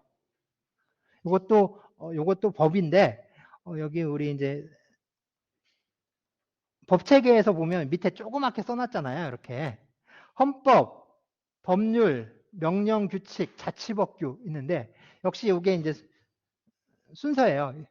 이게 이제 상위법이고 이쪽으로 가는 게 상위법이고 이쪽으로 가는 게 이제 하위법인데 요 자치법규가 있죠. 그래서 이 노동조합 규약은 일종의 자치법규에 해당해요. 일종의 자치법규에 해당합니다. 그래서 노동조합은 당연히 단체로서 규약을 갖고 있어야 돼요. 우리가 이제 이 노동법 수업에서는 이 문제까지는 좀 안 다룰 것 같아요. 우리 이제 주로 이제 어떤 개별적 노동관계, 그러니까 근로기준법 위주로 수업을 이렇게 짜다 보니까 이제 노동조합법까지 다루는 건 좀 그렇고, 노동조합법은 저기 이제 2학기에 우리 이제 비교 노사관계 수업에서 다뤘고, 이제 다루게 될 거고, 그렇습니다. 자, 그 다음에 이제 단체 협약인데요. 중요해요. 이제 단체 협약, 취업 규칙, 노동 계약이 중요한데, 먼저 단체 협약. 단체 협약은 뭐냐면 노동조합과 사용자 또는 사용자 단체, 노동조합과 사용자 또는 사용자 단체, 그냥 합쳐서 사용자라고 합시다. 노동조합과 사용자가 그 노동 조건에 대해서 교섭하고 이제 단체 교섭을 하는 거예요. 교섭을 하고 그 교섭을 통해서 합의한 거 있죠. 교섭을 통해서 합의한 것을 서면으로, 그러니까 문서로 작성한 협약이야. 협약. 그러니까 협약이라는 말에서 알 수 있듯이 그 원칙적으로 요거는 일종의 계약입니다. 계약. 하나의 이제 계약의 일종인데, 자, 일종의 계약의 일종인데, 그러니까 노동조합과 사용자가 체결한 일종의 계약인데, 우리도 그렇지만 다른 나라도 이 단체 협약을 법으로 인정해요. 단체 협약을 법으로 인정해요. 법으로서의 성격을 인정해요. 그래서 단체 협약은 법이라고 봅니다. 단체 협약의 성격은 법이라고 봐요. 자, 단체 협약은 단체 교섭을 통해서, 사용자와 노동자 사이의 단체 교섭을 통해서 어떤 노동 조건이나 이런 것들에 대해서 합의를 하는 거예요. 합의를. 협상을 통해서 이제 합의를 하고 그거를 서면으로, 그러니까 그 단체 협약을 보면, 실질적으로 단체 협약을 보면 꼭 법 조문 형태로 되어 있어요. 제 몇 조 이런 식으로. 그래서 그런 이제 단체 그 협약을 하고 그 협약을 하나의 문서화 시킨 게 단체 협약이라고 할 수 있습니다. 그러면 이 단체 협약을 체결한다는 거는 그 어떤 노동 조건에 대해서 그 노동조합이 이제 노동조합은 노동자들의 단체잖아요. 그러니까 단체로서의 갖고 있는 그 힘, 그러니까 단결력. 그리고 보면 우리가 노동 3권 얘기할 때 단결권, 단체 교섭권, 단체 행동권이 있었잖아요. 그래서 단결권에서 인정되는 그 단결력과 그 다음에 단체 행동권을 통해서 쟁취하고 있는 그 어떤 투쟁력. 그래서 단결력과 투쟁력을 바탕으로 이제 사용자와 협상을 통해서 쟁취하는 어떤 노동 조건들, 그러니까 그 노동 조건을 이제 유지하거나 아니면 개선하는 거죠. 그러니까 지금 예를 들어서 지금 뭐 임금이 얼마인데 그럼 임금 인상률이 몇 퍼센트 이렇게 따내는 거죠. 그런 식으로 이제 따내는 걸 말해요. 그런 것들이 이제 그 단체 협약이라고 할 수가 있습니다. 단체 협약은 중요한 건 반드시 서면으로 작성해야 돼요. 문서로 작성하지 않은 그런 단체 협약은 단체 협약으로서의 의미가 없어요. 그리고 물론 이제 단체 협약이라는 명칭을 꼭 쓸 필요는 없습니다. 뭐 이제 노사 합의라고 되어 있는 경우도 있고 뭐 그런데 어쨌든 그 노동 조건에 대한 노동조합과 사용자 사이에 체결되는 협약을 단체 협약이라고 해요. 명칭이나 형식에 상관없이. 그래서 서면으로 작성하고 단체 협약을 체결할 수 있는 그 당사자가 이제 당사자는 노동조합과 사용자예요. 노동조합과 사용자가 날인해야 돼요. 서명 날인을 해야 효력이 발생해요. 반드시 중요해요. 서면으로 작성해야 되고 거기에 단체 협약 당사자가 서명 날인해야 효력이 발생해요. 그냥 말로 합의한다. 계약은, 일반적인 계약은 말로 그 합의가 이루어지면 바로 효력이 발생하는데 단체 협약은 아니라는 거예요. 반드시 서면으로 작성하고 서명 날인을 해야 효력이 발생합니다. 자, 이 단체 협약에 갖는 특징 또는 어떤 기능이라고 할까? 이런 것들은 세 가지가 있는데요. 먼저 노동 조건을 개선하는 기능을 해요. 단체 협약을 체결했다라는 것 자체가 그 전에 있었던 단체 협약보다 더 노동 조건이 좀 나아지는 거겠죠. 그래서 나아지는 방향으로 체결하는 거니까. 그래서 노동 조건을 개선하는 역할을 합니다. 두 번째는 그 단체 협약이 체결되면 일단 노동쟁의가 없어요. 단체 협약이 체결됐으니까 더 이상 뭐 파업할 이유가 없는 거죠. 그래서 이 단체 협약이 체결되면 이 단체 협약이 유효한 기간 동안 원래는 이게 2년이었어요. 근데 이제 요거를 3년으로 늘렸다고요. 그래서 이제 지금은 3년이 됐는데 어쨌든 요 기간 안에는 그러니까 노사 사이에 노사 간에 평화가 찾아오는 거예요. 더 이상 이제 뭐 그 말할 필요가 없는 거지. 그래서 다음 단체 협약을 체결할 때까지는 상당히 이제 조용하게 진행해야 돼. 그래서 이제 이걸 이제 평화적 기능이라고 합니다. 평화적 기능 또 평화 의무라고도 해요. 평화 의무가 부과되는데 이제 단체 협약이 체결됐는데 이제 다시 뭐 어떻게 하자라고 해서 그 뭐 이제 쟁의 행위를 하거나 이렇게 할 수가 없어요. 그래서 단체 협약이 체결되면 이제 딱 조용해지는 거죠. 그리고 세 번째는 이게 이제 노동 조건을 평준화하는 역할을 해요. 노동 조건을 그 이제 평준화시키는 역할을 하는데 그래서 이거 카르텔 기능이라고 해요. 카르텔 기능이라고 하는데 이 카르텔 기능이 단체 협약, 이 카르텔 기능이라는 게 단체 협약에 상당히 중요한 기능이긴 하지만 우리나라에서는 이런 기능을 조금 이제 이런 걸 기대하기는 좀 어렵습니다. 왜냐하면 카르텔 기능이 이제 재기능을 하려면 적어도 그 이제 전국적인 산별 노동조합, 산별노조가 그러니까 산업별 노조 있죠.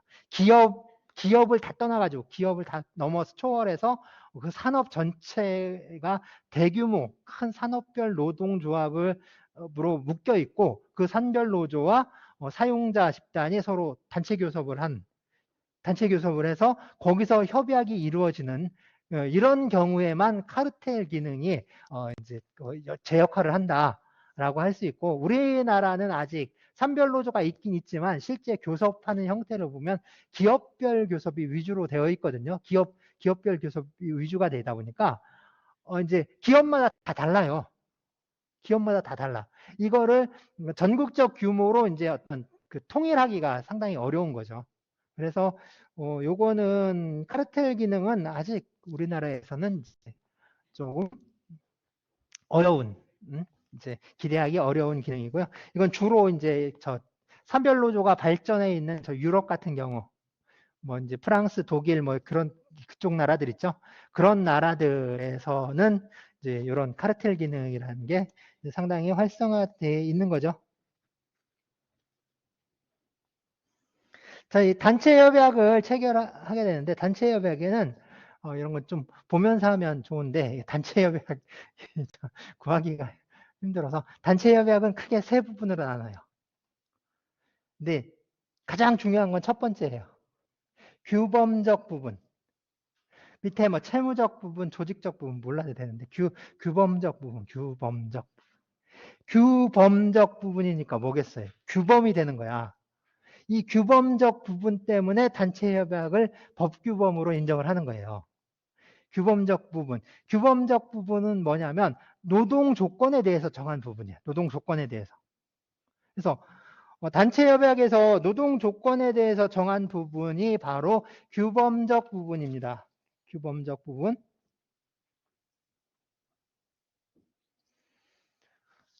규범적 부분.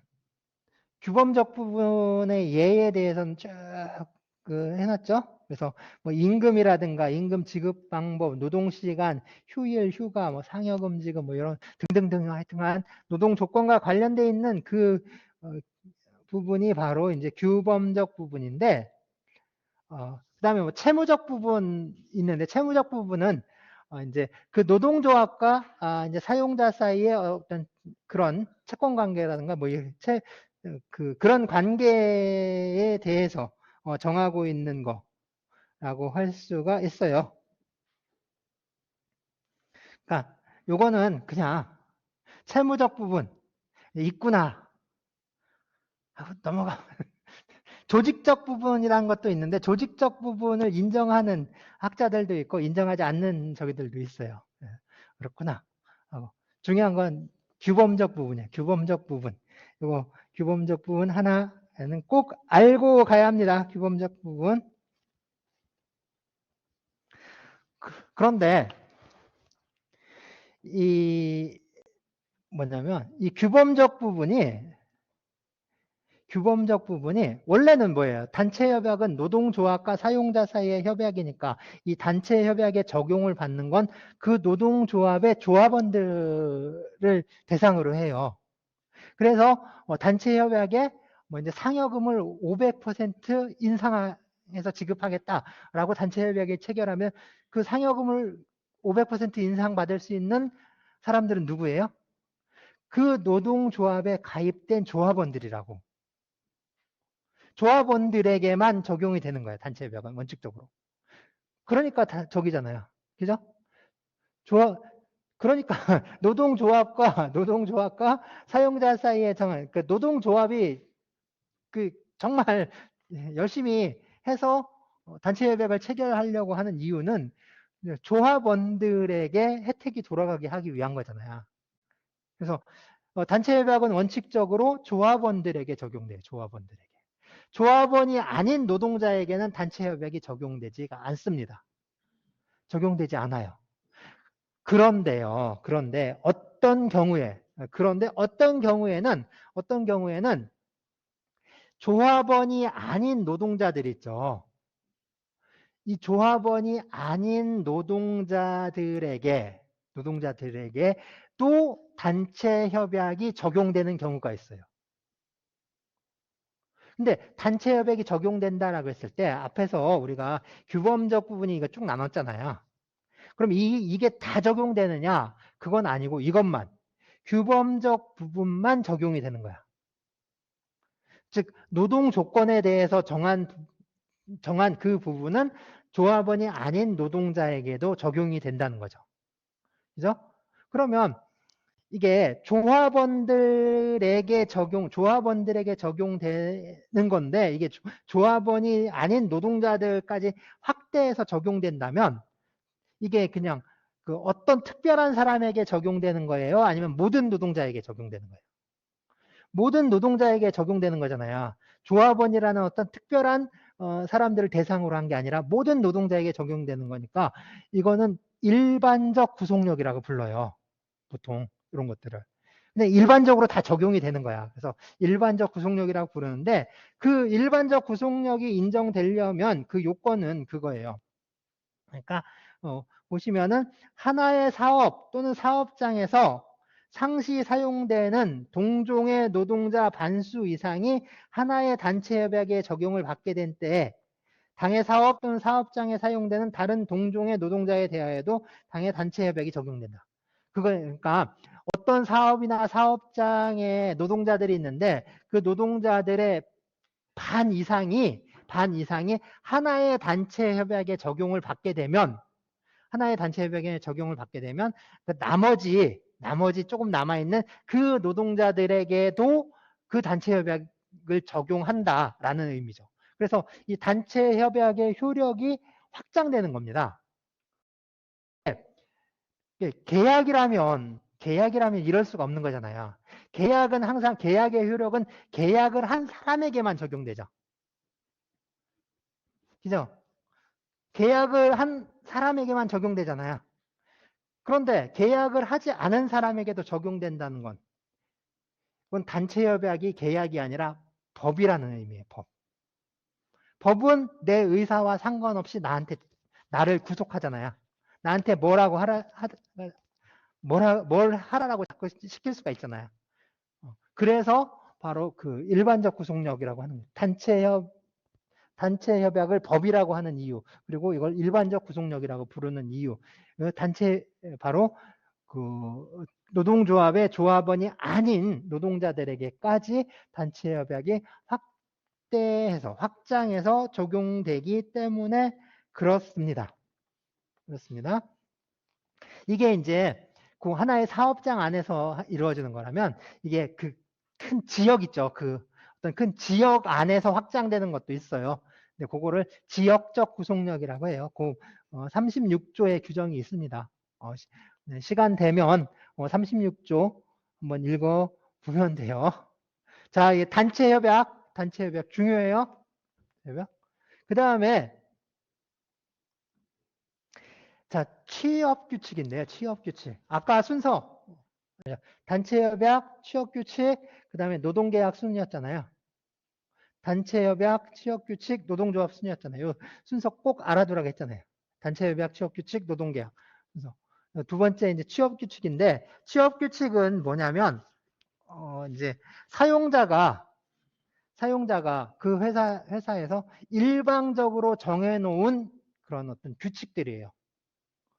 취업 규칙이라고 되어 있기도 하고, 그래서 뭐 취업 규칙이라고 되어 있기도 하고, 아니면 다른 명칭으로 되어 있기도 하고 그래요. 그래서 보면 뭐 임금 규정, 그러니까 그 회사의 어떤 그 노동 조건이라든가 아니면 조직 질서라든가 기업 운영이라든가 이런 것들에 대해서 사용자가 일방적으로 정해놓은 그런 규칙들을 그냥 다 묶어가지고 취업 규칙이라고 부르는 거야.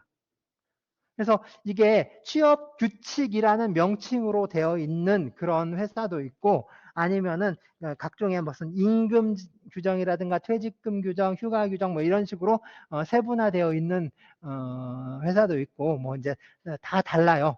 어쨌든 사용자가 일방적으로 정해놓은 그걸 취업 규칙이라고 해요. 그러면 이 취업 규칙은 일단 그 회사에 근무하는 노동자가 10명이 넘으면 취업 규칙을 작성해서 신고해야 돼요.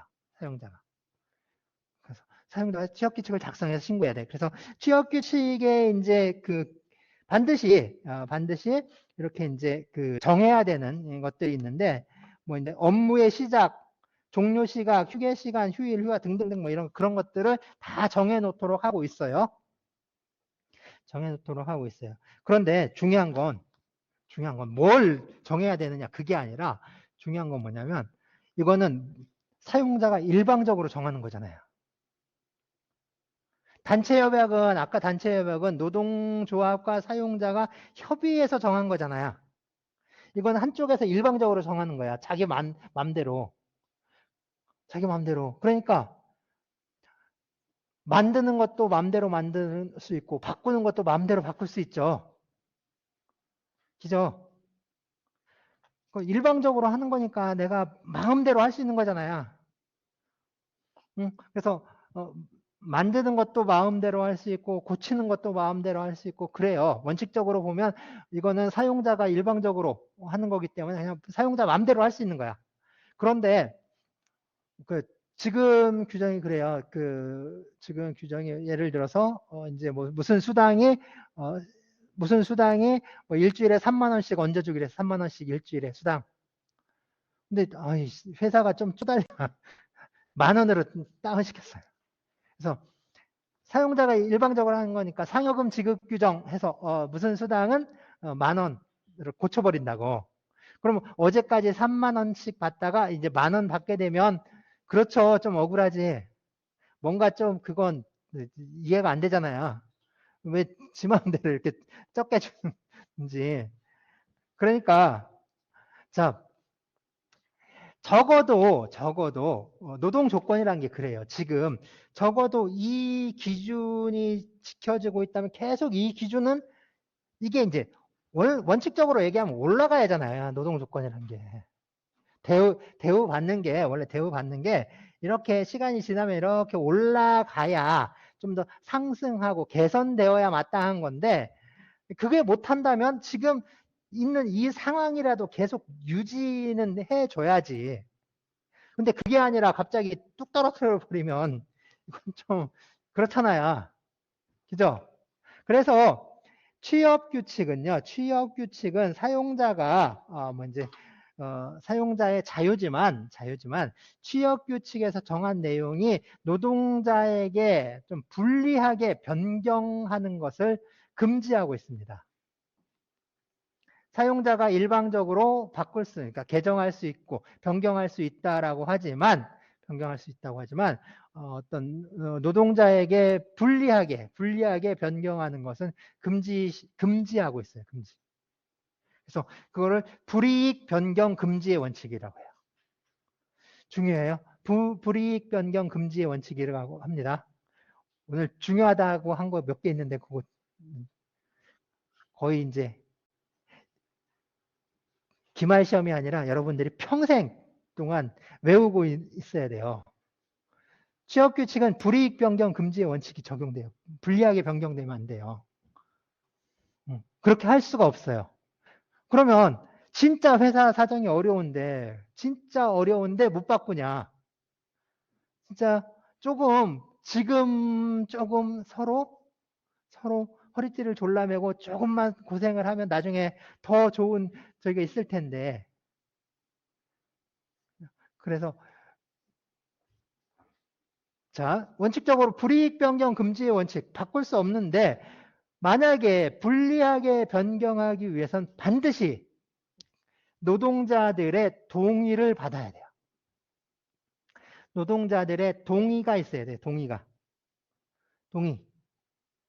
자, 그냥 취업 규칙을 제정하고 만들고 취업 규칙을 변경할 때는 노동자들의 의견을 청취해야 돼요. 들어야 돼요. 노동자들의 의사를 좀 반영해서 그걸 좀 듣고서 해야 되는데 듣고서 안 따라도 상관없어요. 의견을 청취하라고 했지 거기에 따라야 한다라고는 안 돼 있으니까 그냥 이제 들어야 돼. 그냥 듣는 정도면 되는데 문제는 불리하게 변경할 때는 반드시 동의를 거쳐야 돼요. 불리하게 변경할 땐 동의를 거쳐야 돼. 그런데 이 동의가 어떤 동의냐? 동의하는 방식도 여러 가지가 있잖아요. 자, 이 동의는 집단적 의사결정 방식에 의한 동의예요. 좀 길죠? 집단적 의사결정 방식에 의한 동의. 이런 것 정도는 외워져야 돼요. 집단적 의사결정 방식에 의한 동의. 집단적 의사결정 방식에 의한 동의예요. 자, 집단적 의사결정 방식에 의한 동의가 뭐냐? 그 회사에 그 노동자들의 과반수 이상으로 조직된 노동조합이 있으면 그 노동조합의 동의, 그 다음에 그게 없다면 이제 노동자들의 과반수 이상의 동의가 있어야 합니다. 그것을 집단적 의사결정 방식에 의한 동의라고 해요. 그래서 그 한 사람의 개별적 동의가 아니라 뭐라고요? 집단적 의사결정 방식에 의한 동의예요. 그래서 노동자들 한 사람 한 사람에게 투표를 시키면 그게 안 돼. 노동조합에게 물어야 돼요. 노동조합이 있는데 노동자들 전부에게 동의하냐 마냐를 물으면 안 된다고. 노동조합이 있으면 노동조합에게 물어야 돼요. 그리고 노동조합의 동의를 얻어야 돼. 이게 이제 94조 그 규정 취지예요. 그래서 집단적 의사결정 방식에 의한 동의가 반드시 필요합니다. 그러면 이러한 동의가 있어야 되는데 동의가 없이 변경했을 때 그건 효력이 있느냐 없느냐.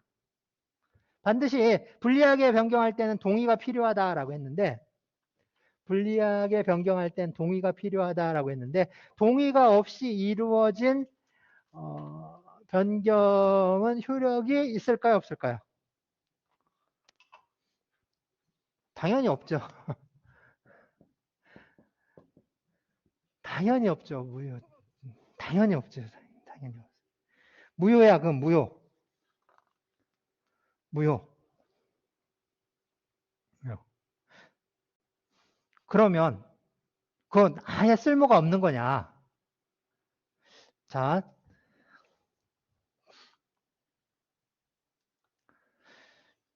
자, 취업 규칙을 이렇게 불리하게 변경했어요. 그때 불리하게 변경을 했고, 그 동의 없이 이제 불리하게 변경했어요. 그러면 이 취업 규칙이 변경되기 전에 입사했던 노동자들이 있고, 취업 규칙이 변경된 이후에 입사한 노동자들이 있어요. 그러면 자, 변경되기 전에 취업 규칙과 변경된 취업 규칙 중에 어느 게 적용되어야 하느냐, 뭐 이런 문제가 되는 거라고. 그래서 취업 규칙이 두 개가 있지. 그래서 옛날 취업 규칙, 올드한 거, 그 다음에 새로운 거, 신취업 규칙, 새로운 거가 있어요. 요 시기에 이제 변경이 된 거야. 자, 변경 시기에 그 전에 있었던 노동자들, 이거를 적용할 수 있어요, 없어요? 자, 이거를 여기다 이렇게 적용할 수 있을까요, 없을까요? 없죠. 동의가 없었잖아요. 그러니까 이건 무효라고 했으니까 이건 적용이 안 돼. 적용이 안 돼. 그러면 적용이 안 되는데 이쪽 사람들 변경된 이후에 들어온 노동자들에게는 두 개 중에 어느 게 적용되어야 하느냐라는 문제가 생기는 거지. 생기는 거예요. 그래서 그 무효에는요, 이 무효에는 모든 사람에게 다 효력이 없는, 어?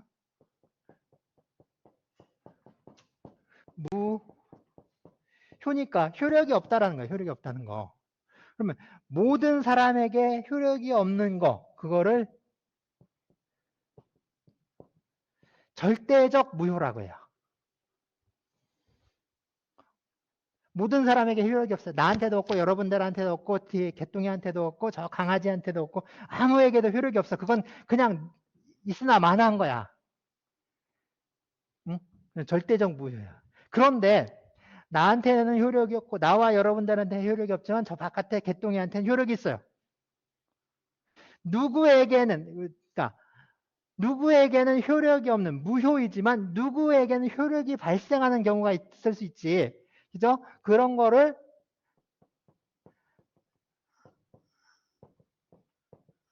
상대적 무효라고 해요. 상대적 무효. 상대적 무효. 자, 그래서 취업 규칙을 이렇게 변경한 새로운 취업 규칙이 동의를 얻지 못한 이게 무효라고 했는데 이 무효가 이거냐, 절대적 무효냐, 상대적 무효냐, 이 문제예요. 절대적으로 무효냐, 아니면 상대적으로 무효냐, 이 문제예요. 이게, 뭐냐면은, 그 전까지, 옛날에 그 전까지, 무효면 그냥 무효지, 뭐, 따질 게 뭐 있어. 이게 무효면 무효지, 이거 의미 없는 거야, 이거. 싸그래. 의미가 없어. 무슨, 무슨 얘기예요? 절대적 무효라는 얘기잖아요. 절대적 무효. 그래서 그 전까지는 절대적 무효라고 봤어요. 그래서 그 노동조합의 그러니까 노동자들의 과반수 이상의 그 집단적 의사결정 방식에 의한 동의를 얻지 못한 취업규칙의 그러니까 불리하게 변경된 취업규칙은 무효이다. 그건 아무런 의미가 없다. 무효이다. 그건 그냥 갖다 버리는 거야. 쓰레기야.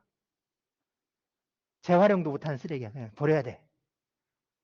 그런데 1992년 12월 22일 날 대법원 전원합의체 판결이 이걸 뒤집어 버렸어요. 아니야, 이거 좀 생각해보니까 그냥 애써서 만들었는데 그냥 갖다 버리긴 좀 그렇지 않느냐. 이제 쓰레기라도 좀 재활용해서 고쳐 쓸 수 있는 건 써야지. 상대적 무효로 태도를 바꿔요. 상대적 무효로 태도를 바꿨다는 얘기는 뭐냐면 봐요.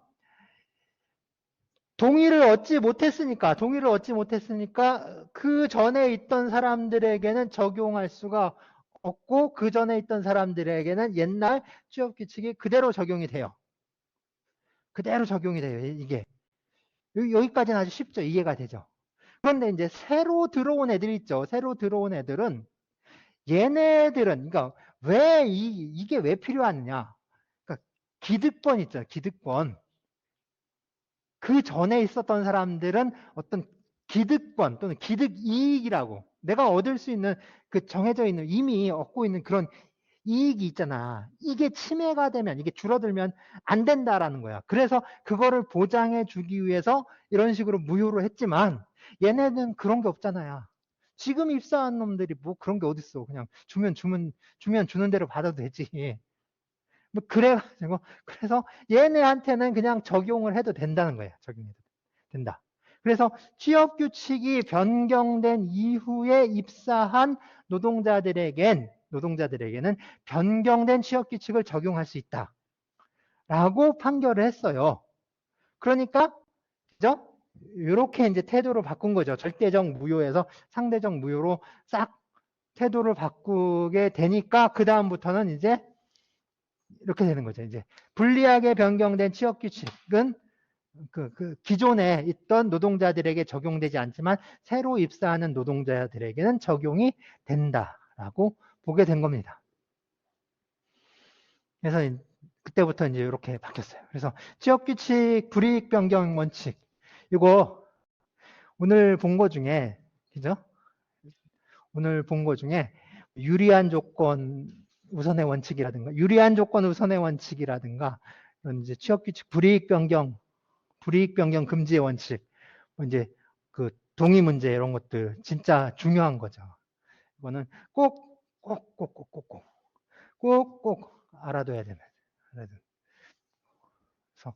그리고 이제 본 것처럼 단체 협약, 취업 규칙 그리고 노동계약 이 순서로 이렇게 쭉 가는 건 중요해요.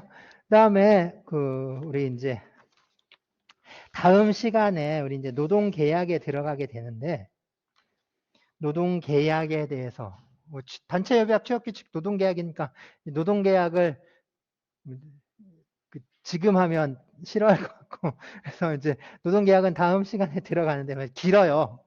그 노동계약 파트에 우리 판례가 상당히 많이 있거든요. 그래서 우리 강의 한 10쪽부터 조그맣게 이제 색깔이 이렇게 모아놓은 것도 있고, 그 다음에 12쪽부터 보면 특수고용관계 노동자의 노동자성 해가지고 판결 그냥 뭉탱이로 이렇게 올려놓은 것들이 있는데, 이거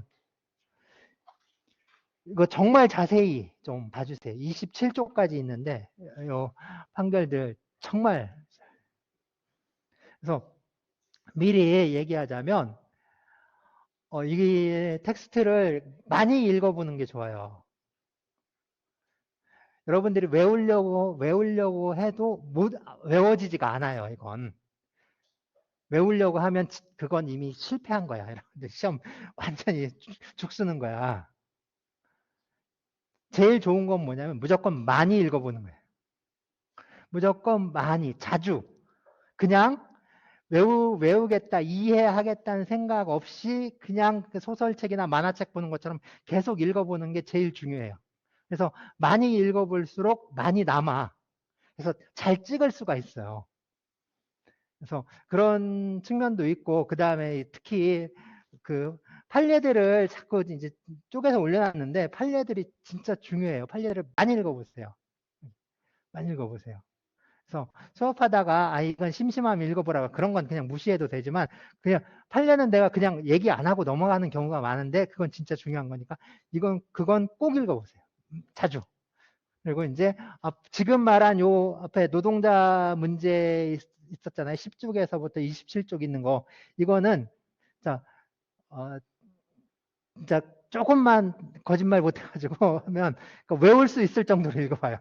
그냥 이렇게 돌아섰는데 막 글자가 떠오를 정도로 그렇게 읽어보면 좋아요. 이거. 그래서 자, 우리 이제 아직 그 문서로 정리는 안 했는데 이렇게 이제 이 문제를 문제 두 개 한다고 했잖아요. PBL 문제 두 개. 그래서 이제 두 문제인데 이제 첫 번째 문제예요. 나는 누군가와 계약을 했습니다.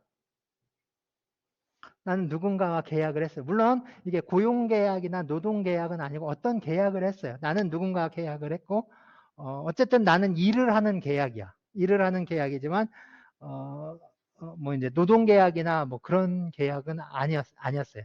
누군가와 계약을 했고 그렇지만 그 계약을 한 사람하고 내가 가서 일을 하는데 일을 하려면 또 누가 나를 부릴 거 아니에요. 막 일을 시키고 그러잖아. 업무는 이제 다른 사람이 나한테 지시를 해. 자, 계약 당사자와 그 지시하는 사람이 이제 달라져요. 그리고 이 급여를 지급하는 사람도 또 달라. 각각 다 달라. 그리고 나는 뭐 이제 그 갑근세라고 하는 보통 이제 갑정 근로소득세 원천징수를 받고 있지도 않고 뭐 이제 그 사대보험이라고 하죠. 그런 사회보험도 적용되지 않고 있어요. 현재 적용되지 않고 있어요. 이런 사람이 나는 이런 사람이야. 나는 누구일까요?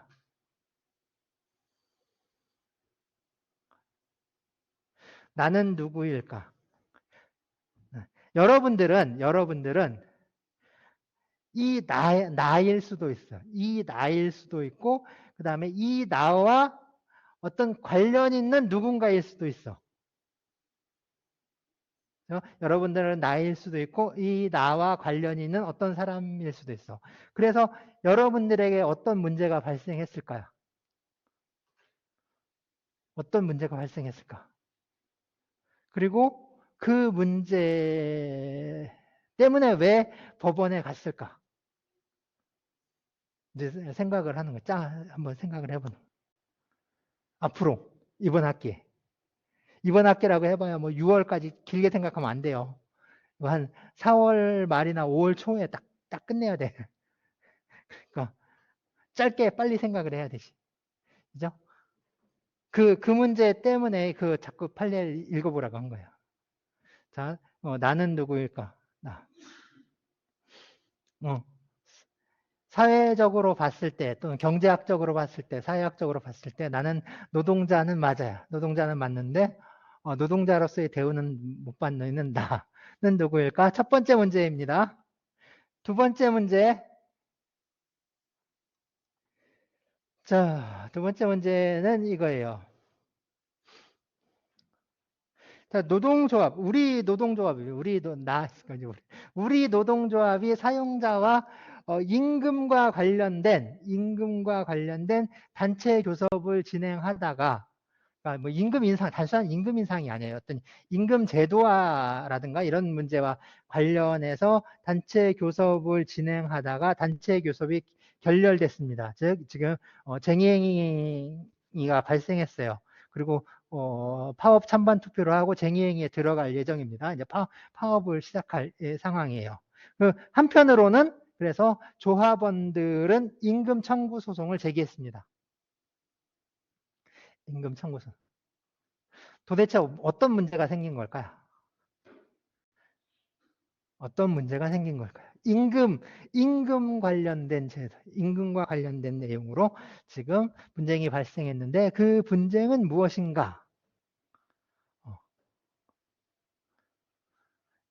여러분들은 조합원일 수도 있고 조합원과 관련이 있는 이 사건과 관련이 있는 관계에 대한 어떤 사람일 수도 있고 그래요. 그러니까 이 진행을 하면서 여러분들 자기 역할을 이제 다양하게 보게 돼요. 그래서 처음에 나일 수도 있고, 그죠? 나일 수도 있고, 나와 관련된 어떤 사람일 수도 있고, 더 나아가서 나는 그 전체를 그 흔히 말해서 이 전체를 바라보는 전지적 시점이라고 하잖아요. 시나리오 작가일 수도 있고, 이거 하나의 내가 만든 드라마일 수도 있는 거잖아요.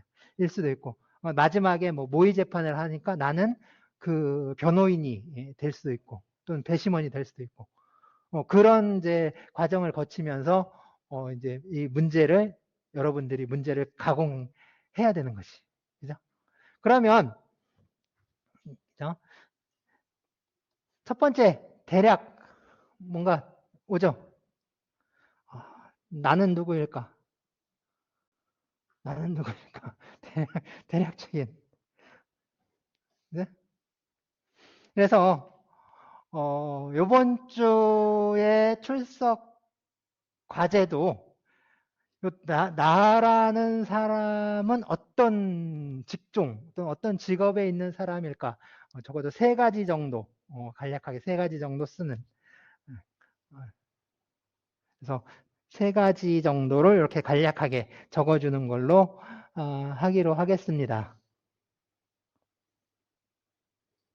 네. 다시 정리해서 이번 주 출석 과제는 이 첫 번째 문제에서 나는 누구인가, 내가 속한 그 직종, 그러니까 나는 어떤 직업, 어떤 직종에 있는 사람일까. 그래서 그 직종이라든가 직업에 대해서 세 가지 정도, 많이 써도 상관없지만 세 가지 정도 이렇게 생각해서 쓰면 될 것 같아요. 세 가지 정도를 적어주는 걸로 하겠습니다.